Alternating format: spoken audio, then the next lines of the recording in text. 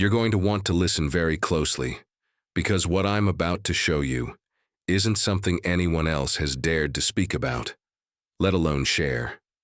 Imagine for a moment that you've stumbled on a file, one of those dark folders tucked away on a computer nobody should ever have access to, an encrypted secret nobody wanted you to see, but you found it anyway. Now try to hold that feeling in your gut, that shiver that says, I've crossed a line, because this is exactly how it began. A quiet neighborhood, a seemingly ordinary home, and a pool. Just a pool that, for reasons nobody could explain, became a forbidden zone where trespassers kept sneaking in. You think you know what happened next, but you don't. Not yet. The first time it happened, nobody believed the rumors. A few shadowy figures caught slipping through the garden gate after midnight, leaving behind nothing but ripples in the water, and a strange, thick silence that settled like a shroud over the street. They were always gone by sunrise, but the whispers grew louder. Neighbors talked about strange noises echoing across their yards, the water in the pool shimmering as if it had a heartbeat, pulsing to some secret rhythm. And then came the stories, murmurs about a woman who lived alone and who had a way of making those who trespassed regret it in ways you wouldn't dare imagine. But no one really knew what that meant, at least not until the night it all shattered. The woman's name was Mariah, but you wouldn't have guessed it from her quiet, almost invisible presence. Black skin glowing faintly under the moonlight, eyes sharp like a hawk's but weighed down with a deep sadness, as though she carried more than just the heat of summer in her veins. Mariah was a mystery herself, a figure of contradictions. Both. Fiercely protective and hauntingly distant.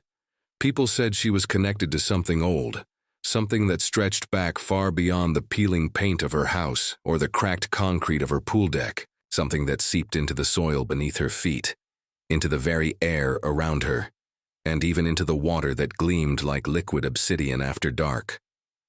And then, just before the third trespasser vanished, Mariah whispered a name nobody else had ever heard. It was so soft that it might have been mistaken for the wind, a fragile syllable slipping through the silence. But it was not the wind. Not exactly. The name was old, ancient even, wrapped in a language that trembled on the edges of memory. A name that the lost souls of the neighborhood would never forget, even if they wanted to.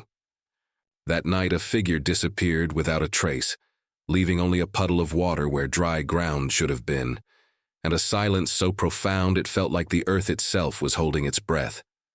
That strange event wasn't the end, but a beginning, fracture in reality itself. People started noticing odd things. The baby next door spoke that same forgotten name, though no one had ever uttered it around him. A voice, cracked and weathered, drifted from Mariah's old radio at midnight, singing, a lullaby in a tongue long dead. The pool water, once placid and inviting, began to darken, swallowing the moonlight whole, reflecting faces not present, eyes watching from depths unseen. You, yes you, watching this now might feel an unsettling familiarity creeping in, the way a half-remembered dream turns sharp as glass when you try to shake it off. Because this story isn't just about trespassers or a haunted pool. It's about what we don't say out loud, the names we refuse to speak, and the secrets that refuse to stay buried no matter how deep we try to hide them. It's about the thin line between what's real and what lies beneath, waiting to pull us under. And here's where it breaks open. The night before the last disappearance, Mariah was seen standing at the edge of the pool, her eyes fixed on the water as if searching for something or someone that wasn't there anymore. She whispered that name again, louder this time, and then, just like the others, she vanished. Only her sandals remained on the wet concrete, and the pool water, eerily still, began to glow faintly with a light that was not the moon's. You might wonder if this is a story of revenge, or madness, or something supernatural. But what if it's none of those things? What if it's something far more human, far darker and more terrifying? Because the question no one has dared to ask before is this: what if Mariah never wanted to keep the trespassers out? What if she was trying to keep something in? And that changes everything. The glow from the pool lingered long after Mariah's sandals had vanished into nothingness, a pale, unnatural light that felt less like illumination and more like a wound in the dark, bleeding something unseen into the night. But here's where the story frays, because the next morning when the neighbors gathered and the police arrived, the pool was just a pool again.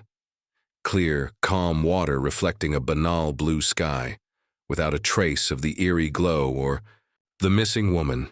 It was as if the night had folded itself away, swallowing the whole event into some secret pocket of time no one else could reach. The only proof anyone had, Marial's sandals, those small, delicate markers of something that had happened, were nowhere to be found. Gone, like the woman herself. And just like that, doubt creeps in, twisting the knife under your skin. Did it really happen? Was Mariah ever even there? Or was she some fractured part of a mind breaking under its own weight? You find yourself replaying those moments, the way her voice whispered that unspoken name, the way the pool flickered like it held a hidden language, but something doesn't fit anymore. Maybe it's the way the recordings you insisted on keeping, those shaky videos on your phone, contain strange audio glitches, voices overlapping with static, whispering half words you can't quite grasp, as if the device itself is resisting the truth. And what about the memories? They slip through your fingers like water. Conversations you remember having with Mariah suddenly feel vague, shadows blurred at the edges, conversations that didn't quite happen, or maybe happened differently. Your own mind turns traitor, filling gaps with fragmented images. A child, crying in the background, footsteps in the dark that don't belong to any living thing, a knock on the door with no one outside. Each detail seems both intimately real and profoundly wrong. The kind of thing that leaves you staring at your reflection, wondering who you've become in the middle of a nightmare you can't wake from.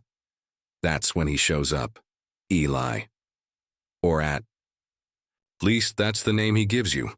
He's a drifter who says he's been following the story for years, but his eyes dart with a nervousness that makes you question everything about him. Eli's words spiral out in waves of half-truths and wild theories. There's a pattern, he insists, voice low and rough like he's dragging something out of a deep well. People don't just vanish here. They get pulled into something old, something buried under all the noise of this neighborhood. But no one wants to remember, not really. His presence unsettles you like a thorn beneath the skin, but you can't quite push him away, because maybe, just maybe, he knows the truth behind what no one tells you. Yet even Eli's story fractures under the weight of uncertainty. Sometimes his memories don't match yours. He'll describe things you never saw, events you're sure didn't happen. Other times, he laughs too hard at things that should scare him, or disappears for hours, without explanation, returning with a vacant stare that chills your bones. You wonder if Eli is a warning, or a symptom of the same breakdown seeping into your own mind, where the boundary between what's real and what's imagined becomes impossibly thin. And then, the quiet dread sinks in, the kind that doesn't need ghosts or monsters to haunt you, but rather the slow, suffocating realization that the story you're unraveling might not be about Mariah, or the pool, or the trespassers at all. It might be about what you don't remember, about a truth so tangled and raw that the very act of uncovering it tears at your sanity. It's a real unsolved mystery, one that gnaws at the edges of your thoughts in the dark, demanding you look deeper, question harder, because what they don't want you to remember might not be a secret locked in the past, but the shadow that's been growing inside you all along. So you keep listening to the whispers in the static, the half-heard names on cracked recordings, the silences that scream louder than words. You try to hold on to the fragments of reality before they slip away entirely, but you know that once the line between fear and truth blurs this far, there's no turning back. And in that dark, twisted place between what is and what isn't, the question you dared to ask before now twists into something darker, more urgent. What if the real trespassers are the memories you can't trust, the voices you can't silence, and the parts of yourself you've been running from all along? For a moment you think you've cracked it. The tangled threads of whispered names, vanished figures, and flickering lights seem to weave together into a pattern, clear enough now to make sense of it all. You trace the lines back to a dusty, yellowed box tucked away in Mariah's attic, a place you'd never dared explore until desperation pushed you inside. Among brittle photographs and faded letters, you find it, an old diary, its pages brittle but the ink still dark, the handwriting jagged and frantic like the mind of someone who knew the weight of the secret they carried. Reading it feels like reaching into the heart of the mystery itself, a hidden truth waiting to be uncovered. The diary tells of another woman, decades ago, who lived in that same house, whose own trespassers met strange ends, and who believed something was watching, waiting beneath the pool's surface, something old and unrelenting, something that fed on fear and silence. This woman's story mirrors what you've witnessed so closely it chills your blood. The entries speak of voices in the night, of names whispered in shadows that no one else dared to say, of a child who vanished after repeating those names aloud, much like the baby next door. The diary's final pages unravel into madness, a desperate plea to stop the cycle, to keep the trespassers out, to protect the fragile barrier between worlds. You feel the puzzle clicking into place, the past bleeding into the present, the story finally unveiled. You're not crazy. They lied to you. There is a truth beneath the surface, one they never wanted you to see. But just as relief begins to wash over you, the ground shifts beneath your feet. There, tucked in the diary's back cover, is a single photograph you hadn't noticed before, a grainy image of the house, the pool, and a figure standing at the edge. But it isn't Mariah. The face is blurred, unrecognizable, and yet familiar in a way that sets your nerves on fire. And then, the most jarring detail. The date scrawled in faded ink at the photo's edge is from last week. Your heart stutters. Last week? That can't be. The diary is supposed to be decades old, a relic of the past.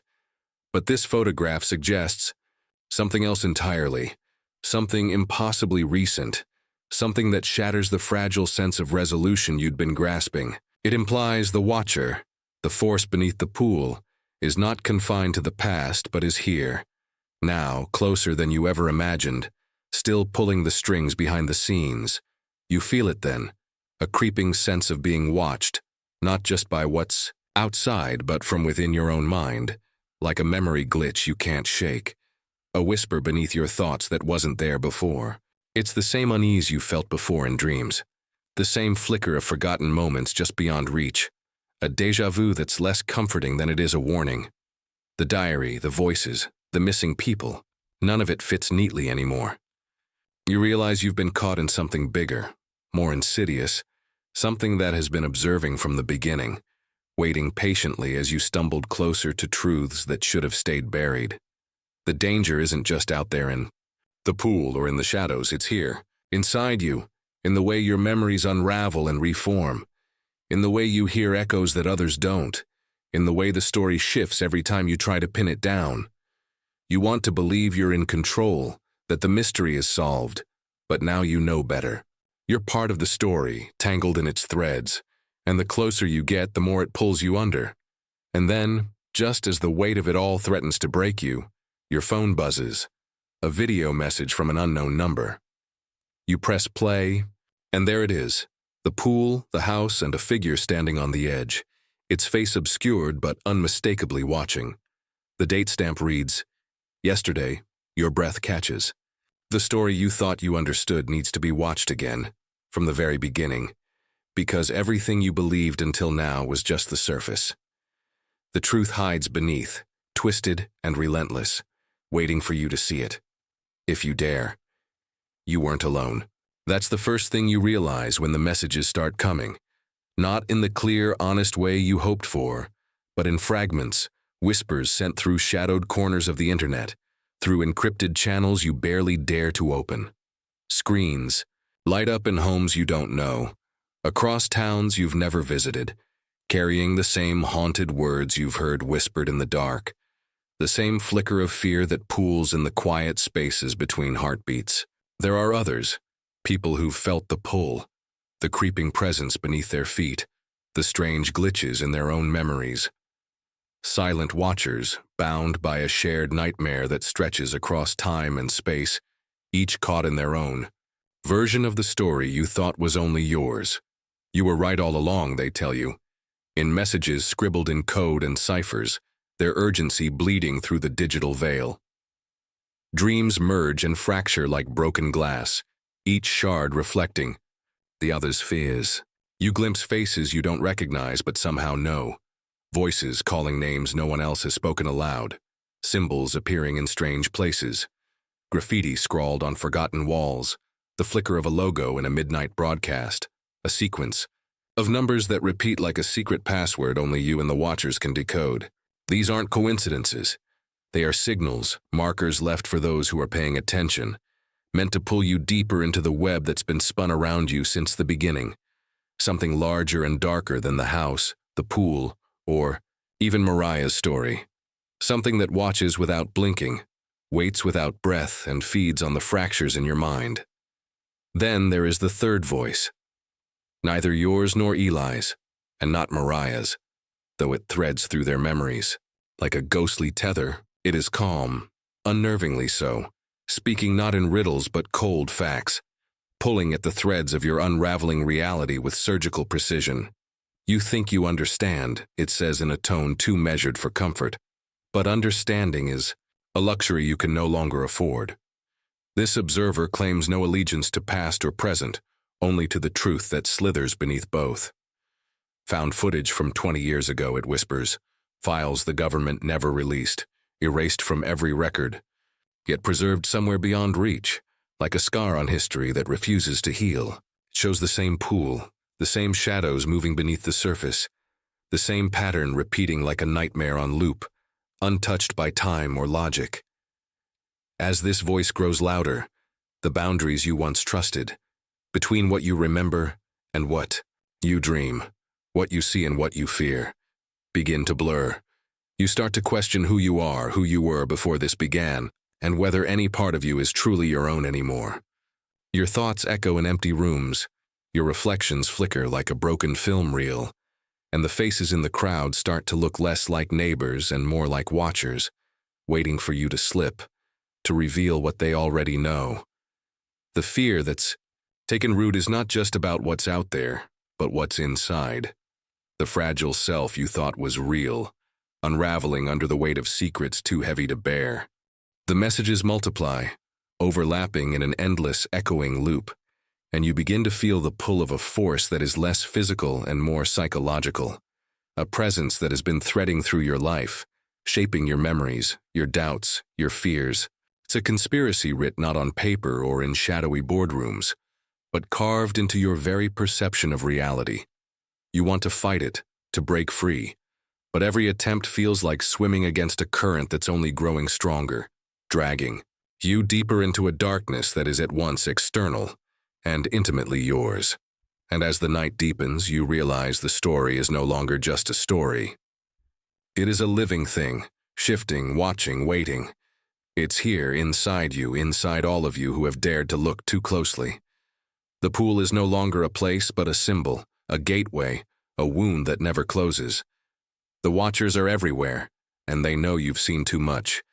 The questions that started this nightmare, about trespassers, vanished people, whispered names, now twist into something far more dangerous. Because the deeper truth, the one they never wanted you to uncover, is this. You were never meant to find out. And now that you have, there's no going back. The story isn't over, it's just beginning. It's not what happened that breaks you. It's why it happened. The silence that screams louder than any voice. The space between heartbeats where all your fears gather, heavy and undeniable. Standing there, at the edge of the pool where everything began and everything threatens to end, Mariah's face is raw and unguarded, like she's just been pulled from some deep undercurrent where secrets fester and drown light, and in that moment she lets it all fall away. Not the mystery, not the danger, but the weight she's carried alone for so long, the grief, the guilt, the truth no one wanted to face. I kept them out because I thought if I didn't, it would come for me too, she says, voice trembling. But it wasn't just about the trespassers, it was about us, about what we hide beneath the surface, what we refuse to see in ourselves. That fear, that silence, it's inside every one of us. It's what makes us human, but it's also what makes us vulnerable. We're all swimming in it, drowning in it, whether we know it or not. Her words hang in the thick night air like a confession no one dared to speak aloud. A moment so painfully honest it feels like a razor slicing through the veil of everything you thought you knew. This isn't a story about ghosts or watchers, or conspiracies anymore. It's about the darkness inside, the part of us that hides, that fears, that fractures memory and reality until we can't tell which is which. The force beneath the pool? Maybe it's not something out there. Maybe it's what we become when we let fear define us, when we silence the parts of ourselves that ache and scream and bleed. You realize then, with a sinking clarity that nearly breaks your mind, that the truth could destroy you or save you. It depends on what you choose to believe about yourself, about your own shadowed corners. Do you fight to hold on to the fragile, comforting lies? Or do you step into the dark and face what's been waiting, the part of you that has been watching all along? It's not just about survival, it's about awakening, about deciding whether to live tethered to fear or to risk everything for something deeper, something real. And as the water laps quietly against the edge, the house behind you holds its breath. Time feels stretched thin, like the last fragile thread before a silence too vast to comprehend. You feel the story, not just around you but inside you. Fractured memories, lingering questions, the endless pull of a truth too wide and wild to grasp.